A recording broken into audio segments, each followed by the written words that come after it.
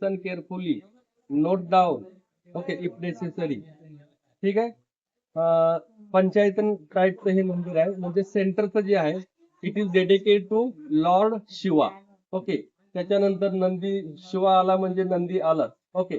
त्याच्यानंतर तिकडे जो आहे तो सूर्यनारायण मंदिर आहे. इथं जे आहे ते विष्णूचं मंदिर आहे आणि इकडे जे आहे ते गणेशाचं मंदिर आहे आणि त्या बाजूला जे आहे ते पार्वती. म्हणजे शिवा, सूर्य, विष्णू, गणेश, पार्वती 5 मंदिर आहेत मेन. ओके. म्हणून it is called as Panchayatana.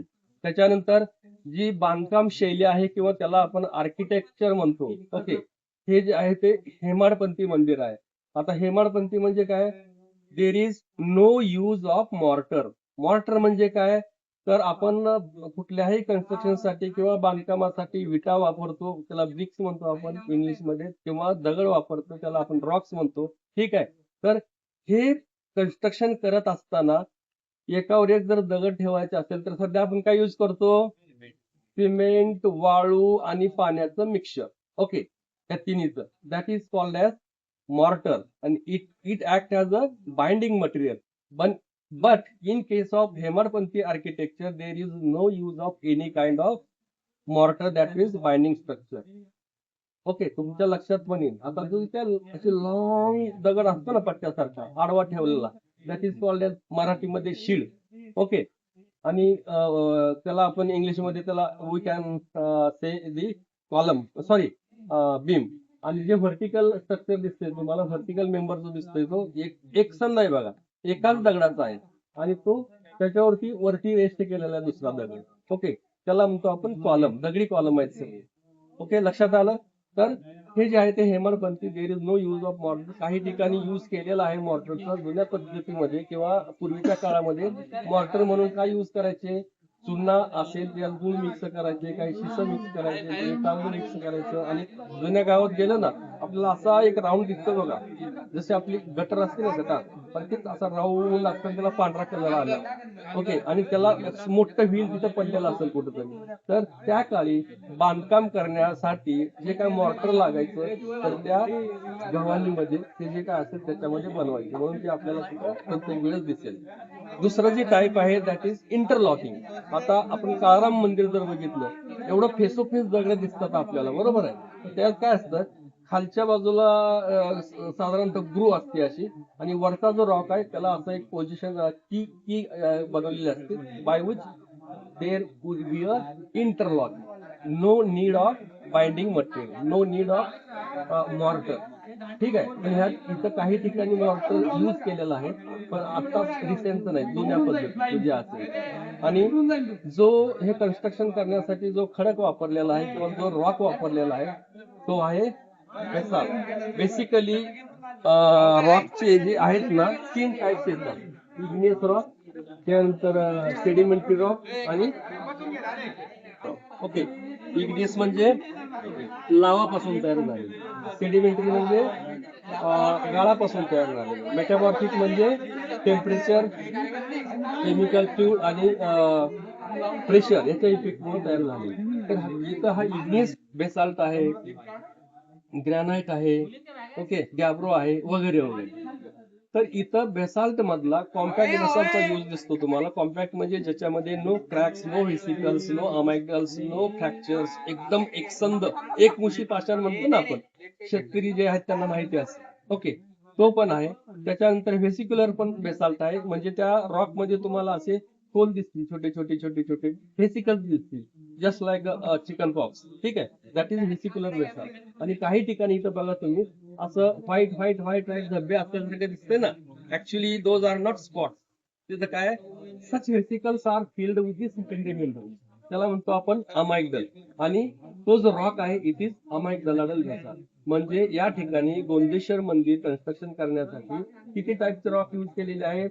Basalt एकच, पण त्याच्यात टाईप्स आहेत कुठले? कॉम्पॅक्ट, व्हेसिक्युलर आणि अमायगडल.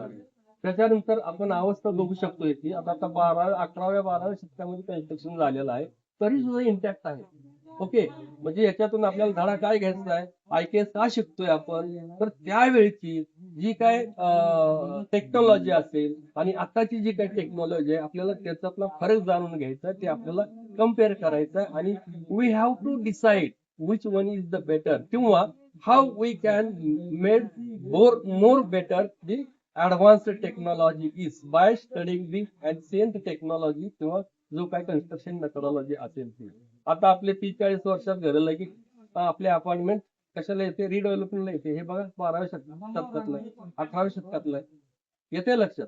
तर ह्याचं आपल्याला स्टडी करायचं. त्याच्यानंतर हे आता पडझडीला का बरं आलेलं आहे, कारण ऊन असेल, वारा असेल, पाऊस असेल, सगळ्या ह्या वातावरणाचा जे काही एक्सपोज झालेलं मटेरियल आहे मग ते रॉक्स असतील, कुठल्याही प्रकारचे घर असतील, कुठल्याही टाईपचे स्ट्रक्चर असेल, त्याचा इफेक्ट होतो. म्हणून तुम्हाला काही ठिकाणी बघा हा रॉक असं लिहिलेला आहे. ओके, तिथं बघा असा पापुद्रा निघू लागलेला आहे. Okay, it is called as weathering. त्याला काय म्हणतो आपण, वेदरिंग अँड इरोजन. मग ते काही ठिकाणी असं तुम्हाला स्पेरॉइडल दिसेल, स्पेरिकल शेप दिसेल, दॅट इज स्पेरॉइडल वेदरिंग. अदरवाईज दुसरी जे आहे ते एक्सपोनेन्शियल वेदरिंग. ओके, त्याच्यामुळे हे हळूहळू तो रॉक जो आहे तो झिजत चाललेला आहे. म्हणूनच त्याला आपण इंग्लिशमध्ये काय म्हणतो, वेदरिंग अँड इरोजन. आणि सगळ्यात हार्डेस्ट रॉक जेवढे काय पृथ्वी तलावरती हार्ड रॉक आहे त्याच्यापैकी हा बेसाल्ट आहे. आणि ह्याच्यावरती आणखी एक आहे क्वार्टझाइट, तो मेटामॉर्फिक मध्ये येतो. पण आता हा इथं का बरं यूज केला आपण जर इकडे साऊथला गेलो किंवा मग नॉर्थला गेलो तर तिथं काळ्या कलरचे मंदिर दिसत नाहीत तुम्हाला. तिथं तुम्हाला व्हाईट कलरचे दिसतील, रेड कलरचे दिसतील.